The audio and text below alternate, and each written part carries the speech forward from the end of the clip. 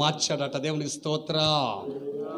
ఎందరు మారారు ఎందరు మారలేదో నాకు తెలియదు, కానీ ఆయన అలాగా దేవదూతల కంటే కొంచెము మనల్ని పయనించటానికి ఈ లోకానికి దిగి వచ్చాడు. ఎందుకంటే మనలో ఆ చెడు గుణాలన్నీ తీసివేసి మడిచి బ్రతకాలంటే వాడిలో ఉన్నటువంటి ఆ రుగ్మతలన్నీ పోవాలి బయటికి. ఆ రుగ్మతలన్నీ పోయినప్పుడు అతనిలో ఆ రోగాలు పోతే అతడు ఆరోగ్యవంతుడిగా ఉంటాడు. ఆ ఆరోగ్యవంతుడిగా ఉండడానికి కొన్ని ఆ అవయవాల్లో నుంచి, ఆ రుగ్మతల్లో నుంచి, వాటి బాధ కలిగించే వాటిని తీసివేయటానికి వచ్చిన దేవుడేడా.